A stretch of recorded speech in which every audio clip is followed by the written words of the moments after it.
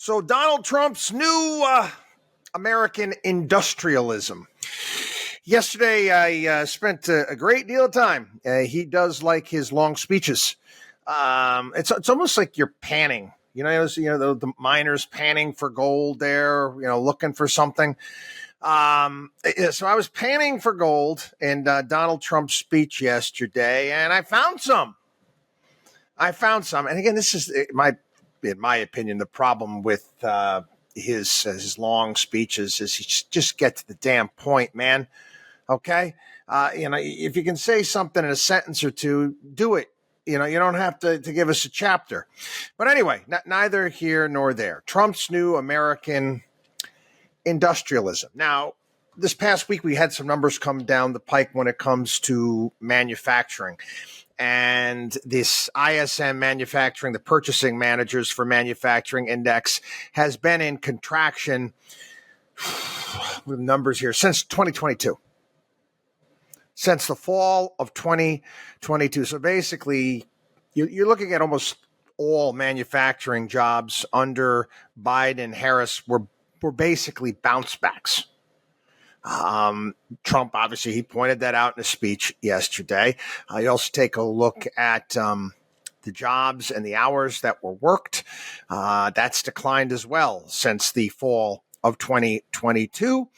Real average wages, what are we? 2.7% lower than in January of 20 and 21. And this is including all of the nonsense, all of the government subsidies, all of the handouts, all of the new Green Deal, all the CHIPS Act crap that has been shoved down our throat.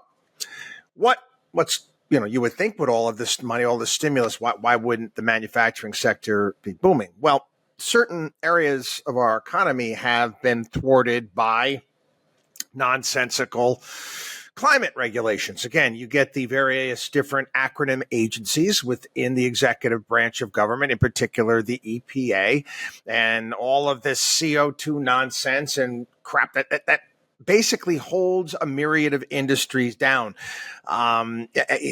Take a look at the paper, steel, iron, glass, cement, chemicals. Now, again, I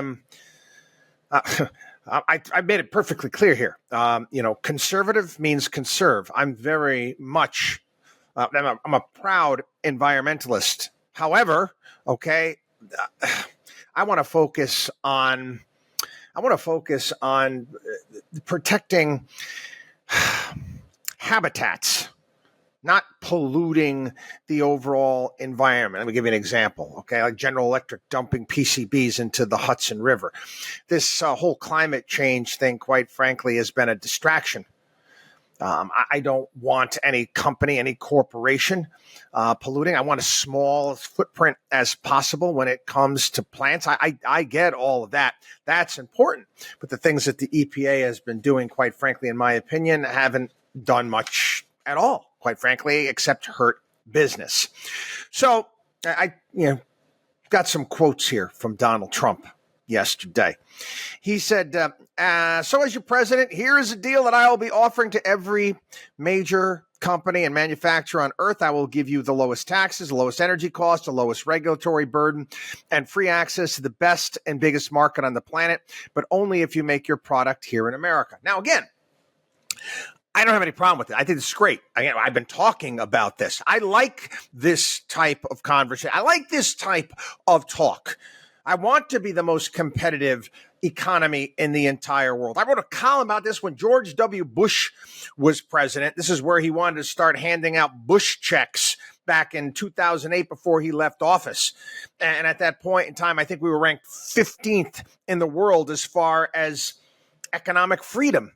And I said, with the United States of America, we need to be number one.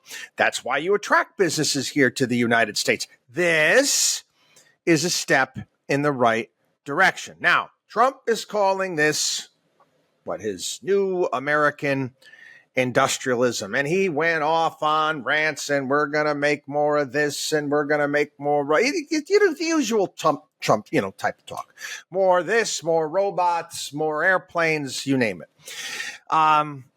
He said the centerpiece of his plan, okay, is a manufacturing renaissance, which will be a 15% made in America tax rate.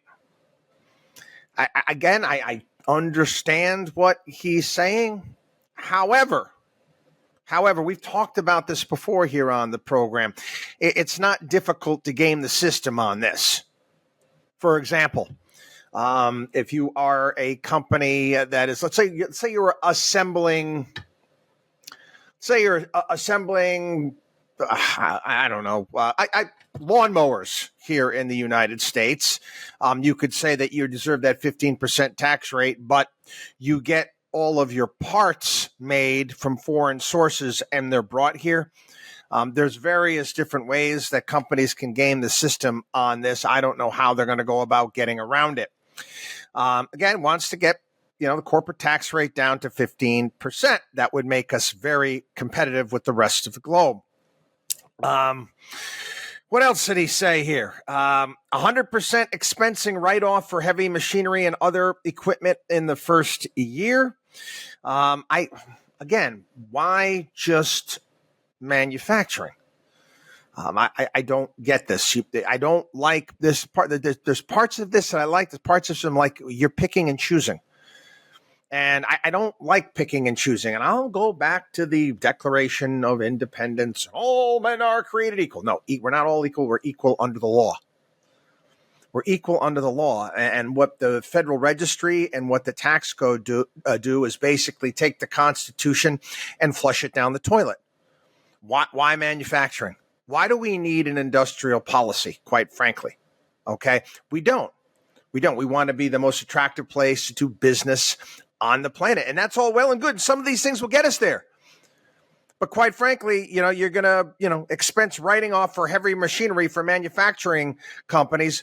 What about allowing, I don't know, a restaurant owner to fully expense a stove or a new refrigerator? Or I said lawnmowers. Well, what about a guy who owns a landscaping business and he wants to go out and buy new lawnmowers and, leaf blowers and all that good stuff? Why shouldn't they be able to fully expense what they're doing? Or, you know what? I'm going to throw my hat in the ring here. Well, why am I not allowed to fully expense a purchase that I want to make? I want to purchase another advisory because a guy is looking to retire. Why shouldn't I be able to expense that fully? Again, I don't like the picking and choosing of winners and losers.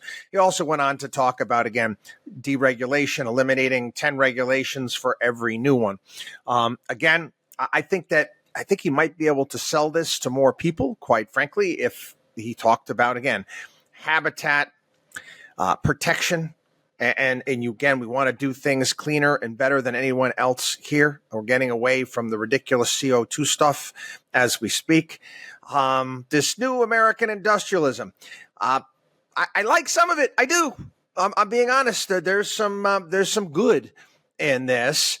But again, he's got to get away from trying to, again, micromanage the overall economy. If it's good for the manufacturing sector, it's good for other sectors in the economy as well. WatchDog on WallStreet.com.